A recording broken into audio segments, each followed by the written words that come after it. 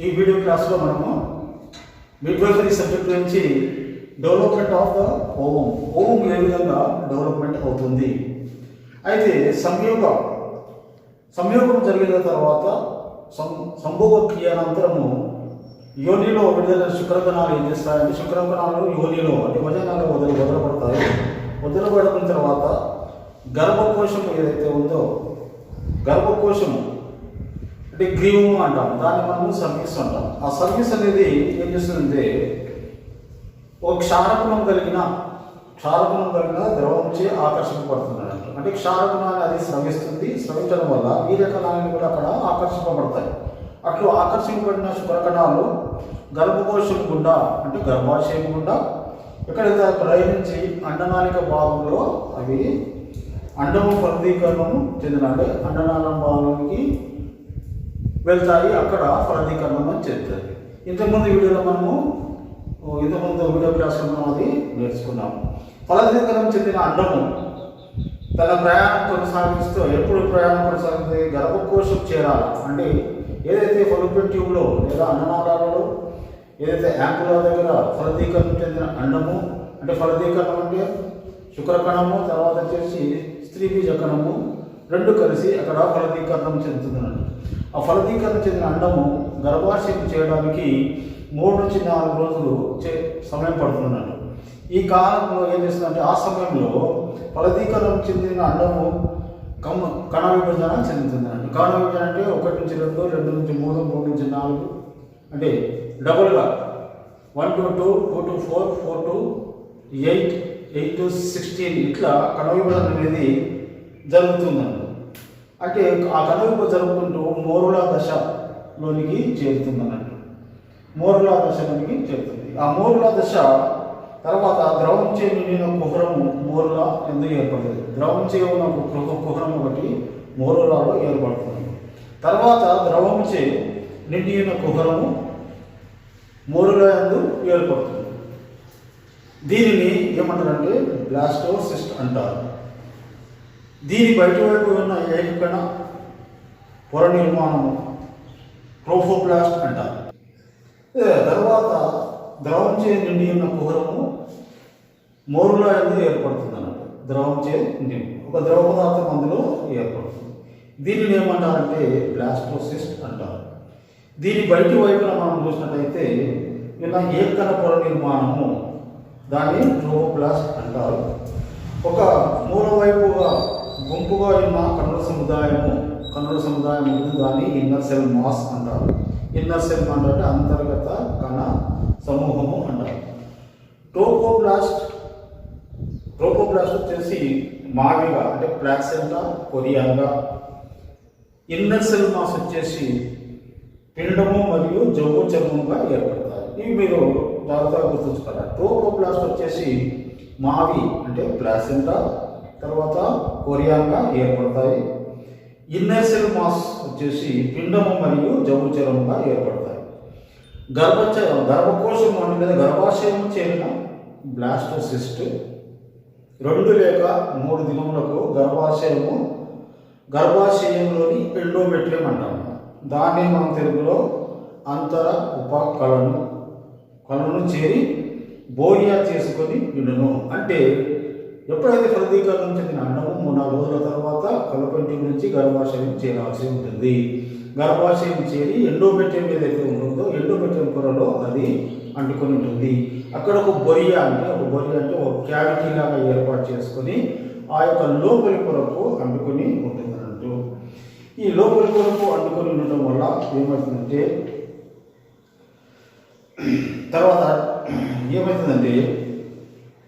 గర్భకోశం చేరిన బ్లాస్టోసిస్ట్ ఏమవుతుందంటే గర్భం యొక్క ఎండోమెట్రియం వద్ద అంటుకున్న స్థలంలో చిన్న ఉబ్బెత్తు లాంటి ఆకారము లేదా మొగ్గల వలె అగిపించు ముందుకు పొడుచుకొని బాహ్య ట్రోపోప్లాస్ట్ సెల్స్లను సిన్సిషియో ట్రోపోప్లాస్ట్గా గుర్తించబడి అవి ఏం చేస్తాయంటే కణజాలను విభజించే సామర్థ్యాన్ని కలిగి ఉంటాయి.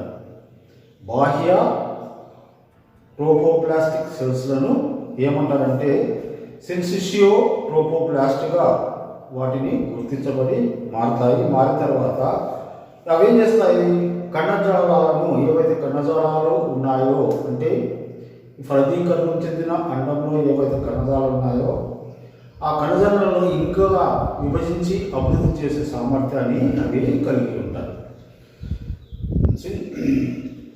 ఆ తర్వాత సిన్సిషియల్ ట్రోపోప్లాస్ట్, ఇది the outer syncytial layer of the trophoblast, అంటే బాహ్య ట్రోపోప్లాస్ట్ యొక్క బాహ్య పొర.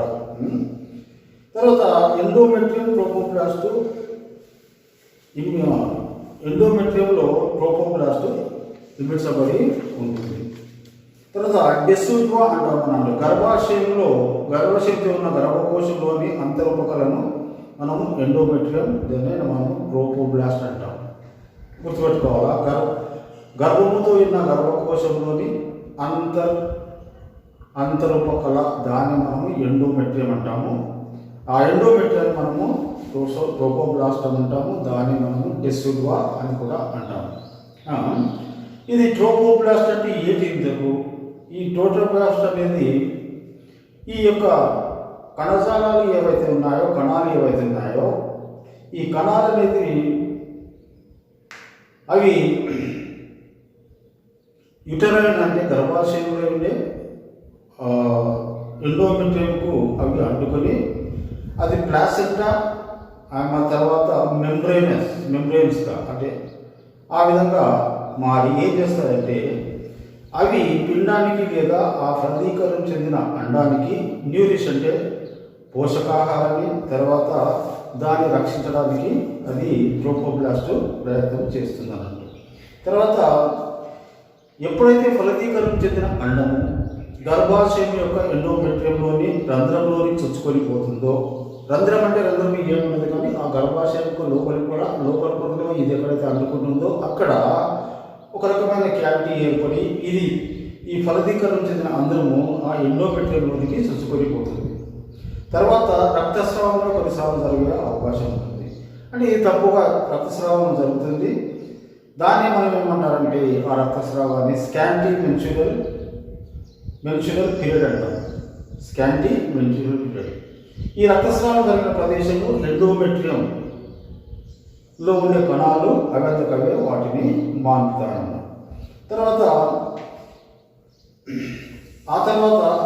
ఆ విధంగా అయిన తర్వాత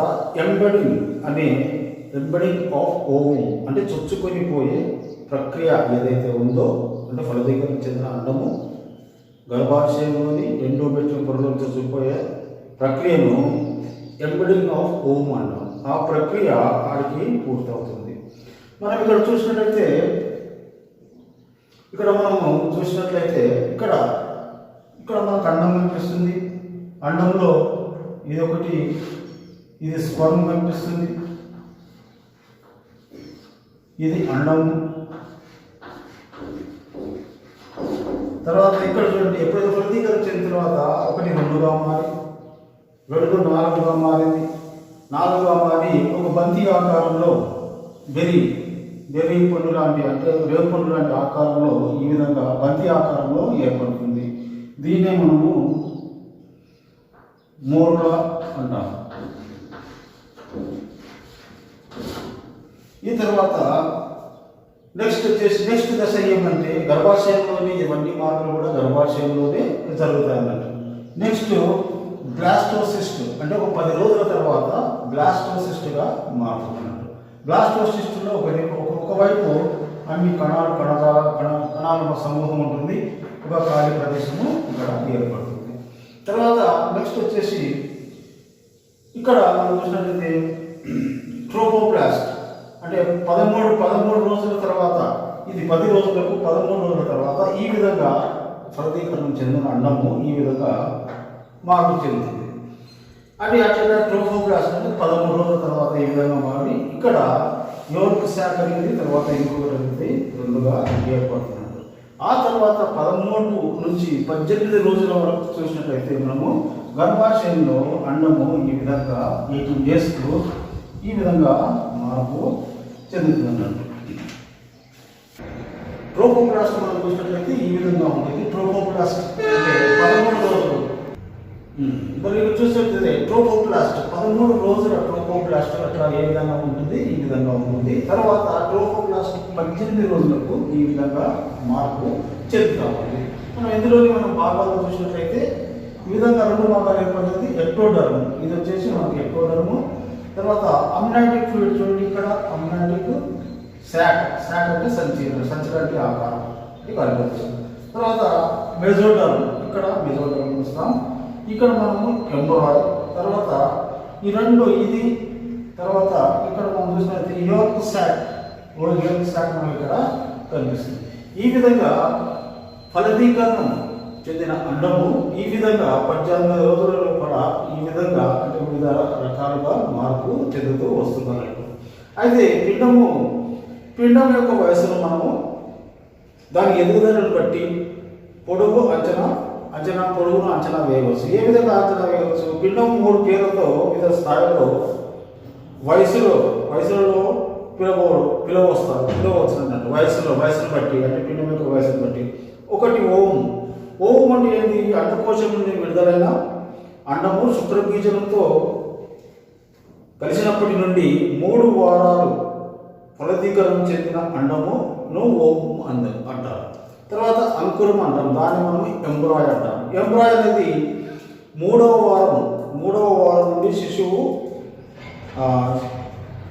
శివవారం వరకు అంకుర స్థాయి, 3వ వారం నుండి అంకుర స్థాయి, దాన్ని మనము ఎంబ్రాయ్ అంటాం. తర్వాత పిండము ఫీటస్ అంటే 9వ వారం నుండి శిశువు జన్మించే వరకు దాన్ని ఏమంటామంటే మనము పిండం అంటాం. పిండం ఎదుగుదలను సౌలభ్యం కొరకు 4 వారాలకు ఒకసారి చొప్పున అంచనా వేయవచ్చు. అంటే ఆ విధంగా ఏ విధంగా అది డెవలప్మెంట్ చెందుతూ ఉంది పిండం అనేది 4 వారాలకు ఒకసారి మనము అంచనా వేయవచ్చు. ఎందుకంటే పిండం ఎదుగుదల అనేది జరుగుతూ ఉండాలి. జరగకుంటే మరి దాని నుంచి ఎటువంటి ఉపయోగము ఉండదు. సాధారణంగా అండం యొక్క పొడవు, తర్వాత బరువు మొదలగు వాటిని బట్టి పిండం యొక్క వయస్సు అంచనా వేయవచ్చు. తర్వాత హాస్యస్ రూల్ అని ఒకటి ఉంది. అనుసరించి పిండం యొక్క వయస్సు దాని పొడవు అనుసరించి గురిస్తారన్నట్టు. అంటే పిండం యొక్క వయసు ఎంత ఉందన్నది. మొదటి 5 నెలల్లో పిండం యొక్క పొడవు సెంటీమీటర్లలో చంద్రమాస వర్గములకు సమానంగా ఉంటుంది. రెండవది చివరి 5 నెలల్లో పిండం పొడవు సెంటీమీటర్లలో 5చే భాగించబడిన పిండం వయసు వస్తుంది. తర్వాత మొదటి వారం 0.5 మిల్లీమీటర్ల పొడవు ఉంటుంది. మొదటి వారంలో 0.5 మిల్లీమీటర్ల పొడవు ఉంటుంది. చిన్న చుక్క వలె కనబడను, ఏ విధమైన అవయవములు కనబడవు. ఓకే, మొదటి వారం. రెండవ వారంలో 2 మిల్లీమీటర్ల పొడవు నుండి చిన్న బుడగ వలె కనబడదు, ఏ అవయవంలో అప్పుడు కూడా కనిపించవు. మూడవ వారం మనం చూసినట్లయితే 3 మిల్లీమీటర్ల పొడవు ఉండును, మానవ లక్షణాలు కనబడవు, తల, తోక, కనుగుడ్లు, గుండె ఏర్పడుట మొదలవుతుంది. ఎప్పుడు? 3వ వారంలో. 4వ వారంలో మనం చూసినట్లయితే తల పెద్దదిగా ఉండి శరీరానికి లంబంగా ఉంటుంది. 4 మిల్లీమీటర్ల పొడవు ఉండును. తర్వాత ఇక్కడ పిండము చిక్కుడు గింజ ఆకారంలో దాదాపుగా 1 గ్రాము బరువు వరకు తూగును. చూడండి, ఇక్కడ చిక్కుడు గింజ ఆకారంలో ఉండి దాదాపుగా 1 గ్రాము బరువు వరకు తూగును. దీని యందు అభివృద్ధి చెందని కండ్లు, బుడిసెల వంటి కాళ్ళు, చేతులు ఉండును. గుండె కొట్టుకుంటా ఆరంభిస్తుంది అన్నట్టు. తర్వాత 8వ వారం మనం చూసినట్లయితే 3.5 సెంటీమీటర్ల పొడవు ఉండును. కళ్ళు, చెవులు, ముక్కు, నోరు మరియు కాళ్ళు, చేతులు, వాటి వ్రేలు గుర్తింపవచ్చు. తల పెద్దదిగా ఉంటుంది, తోక పూర్తిగా అంతరించును, కొర్రానికి వెళ్ళి బావుగా కనిపించును. తర్వాత కొద్దిగా ఉమ్ము నీరు స్రవించడం మొదలెడును. అంటే ఉమ్ము నీరు అనేది అక్కడ స్రవించబడుతుంది. అన్ని అవయవాలు ఏర్పడి ఉండడం. 12వ వారం మనం చూసినట్లయితే మానవాకారం స్పష్టత తెలియచుండును. 12వ వారంలో మనకు మానవ ఆకారం స్పష్టంగా తెలుస్తుంది. 8 నుంచి 11 సెంటీమీటర్ల పొడవు ఉండును. 20 గ్రాముల బరువు ఉంటుంది. తల శరీరంతో పోల్చినప్పుడు చాలా పెద్దదిగా కనపడుతుంది తల. తర్వాత మెదడు పూర్తిగా అభివృద్ధి చెంది ఉంటుంది. 16వ వారం మనం చూసినట్లయితే 13 నుంచి 19 సెంటీమీటర్ల పొడవుతో 100 గ్రాముల బరువు తూగును. తలపై వెంట్రుకలు పెరుగుట ఆరంభిస్తాయి. తలపై వెంట్రుకలు రావడం మొదలు పెడతాయి. గుండె శబ్దం బాగా వినిపిస్తుంది. ఒకవేళ మనము గుండె శబ్దాన్ని మనము పరిశీలించినట్టే గుండె శబ్దం కూడా బాగా వినిపిస్తుంది అన్నట్టు. మరి అదేవిధంగా పిండము అతి చురుకుదనం కలిగి ఉండదు. పిండము అతి చురుకుదనాన్ని కలిగి ఉంటుంది. తర్వాత మొదటిసారి పిండం యొక్క లింగం సెక్స్ను గుర్తించవచ్చును. ఆ తర్వాత కాలు చేతులు పొడవు సమతుల్యత పొందును. ప్రేగులలో మెకోనియం తయారు. మెకోనియం అంటే ఏమిటి? మెకోనియం అంటే ఎప్పుడైతే శిశువు పుట్టిన తర్వాత మొట్టమొదటి మల విసర్జనని మనము మెకోనియం అంటాం. తర్వాత 20వ వారంలో ఏమవుతుంది? 18 నుంచి 22 సెంటీమీటర్ల పొడవుతో 300 గ్రాముల వరకు తూగుతారు. 300 గ్రాముల బరువు. కాలు పొడవు పెరుగుతుంది. తర్వాత చెరువుపై నూగు వెంట్రుకలు మరియు వర్నిక్స్ కెసోసా కనిపించడం మొదలవును. తల్లికి బిడ్డ కదలిక బాగా తెలియను. కడుపులో పిండం కదులుతూ ఉంటే తల్లికి బాగా తెలుస్తుంది. ఎప్పుడు తెలుస్తుందంటే 20వ వారం. తర్వాత గుండె శబ్దం అంటే పిండం యొక్క గుండె శబ్దం కూడా బాగా వినిపిస్తుంది. తర్వాత 24వ వారంలో 23 నుంచి 30 సెంటీమీటర్ల పొడవు 600 నుంచి 700 గ్రాముల బరువుతో పిండము ఉంటుంది. తర్వాత చర్మం కింద క్రొవ్వు కణజాలాలు పేరుకుండా ప్రారంభించను. కనురెప్పలపై వెంట్రుకలు తర్వాత వేళ్లపై గోళ్ళు కనిపించును. శ్వాసక్రియ సంబంధించిన కదలికలు కనబడును. తర్వాత 28వ వారాన 28 నుంచి 36 సెంటీమీటర్ల పొడవు అంటే 1000 నుంచి 110 గ్రాముల బరువుతో ఉండును.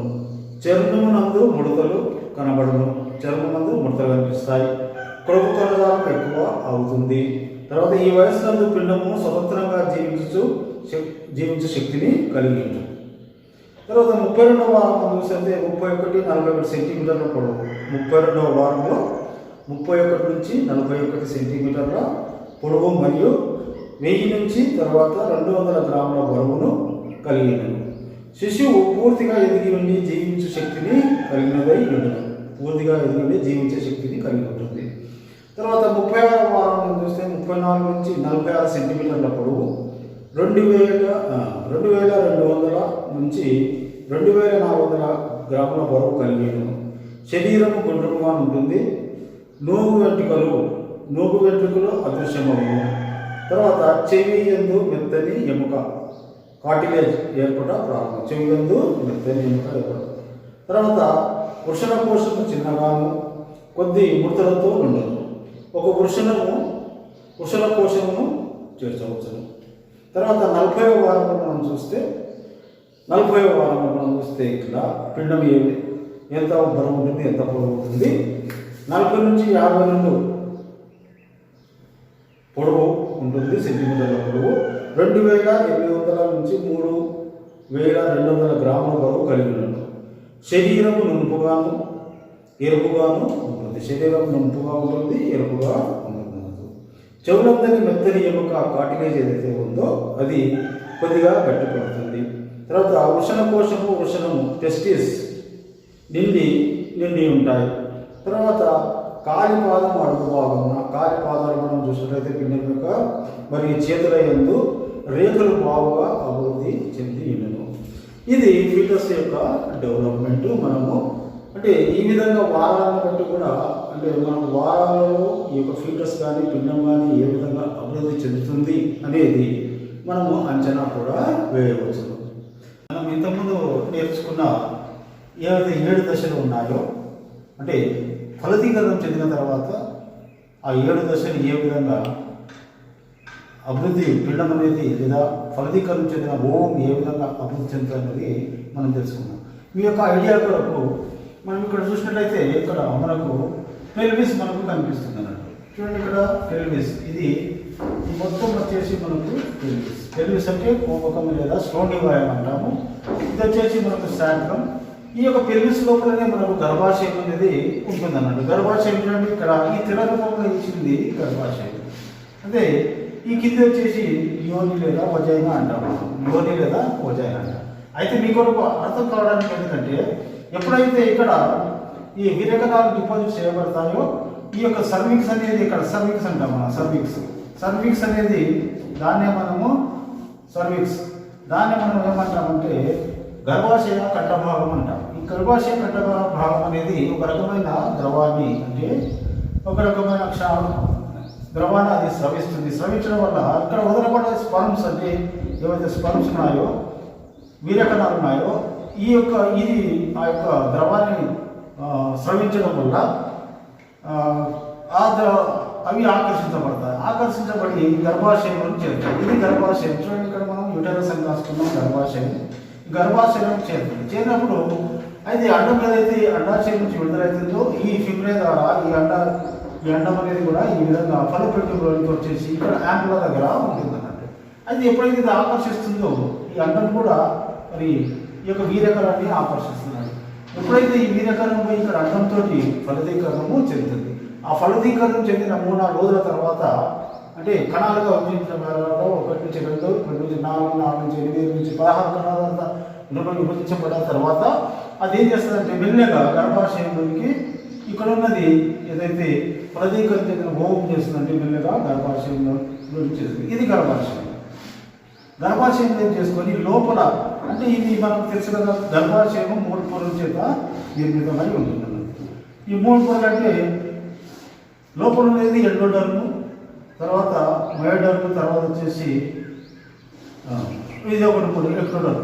ఈ విధంగా 3 పొరల చేత ఇది నిర్మితమవుతుంది. లోపల పొర వచ్చేసి మనకు ఎండోడర్మ్ అని అంటాం.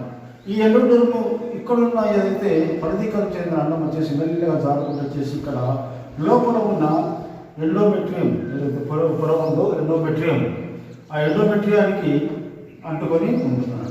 అంటుకున్నప్పుడు ఇక్కడ కొద్దిగా గాయం అనేది ఏర్పడినప్పుడు అదే మనం స్కాంటీ మిల్చురియల్ పీరియడ్ అని అన్నాము. కొద్దిగా రక్తస్రావం జరిగే అవకాశం ఉంటుంది. అది దాని గురించి ఎక్కువగా ఆలోచించాలి. అయితే ఇక్కడ గర్భాశయం ఎప్పుడైతే ఎండోమెట్రియంను అంటుకొని ఉంటాయో ఇక్కడ అనేది ఈ యొక్క 7 దశలు ఏవైతే ఇక్కడ ఉన్న మార్పు చెందుతూ గర్భాశయంలో అది అభివృద్ధి చెందుతూ ఉంటుంది. ఇది ఈ ఫిగర్ అనేది ఈ యొక్క చిత్రం ఎందుకంటే ఈ ఫిగర్ ఎందుకు వేసామంటే మీకు అర్థం కావాలి. అంటే ఈ విధంగా గర్భాశయంలో ఈ యొక్క లోపలి భాగంలో ఈ యొక్క 7 దశలు అంటే ఫలదీకరణ చెందిన తర్వాత అన్నం ఏ విధంగా మార్పు చెందుతుంది అనేది ఎక్కడ జరుగుతుందంటే గర్భాశయం లోపలి భాగంలో ఎండోమెట్రియానికి అంటుకున్న తర్వాత అక్కడ ఫీటస్ అనేది డెవలప్ అయ్యి వస్తూ ఉంటుంది.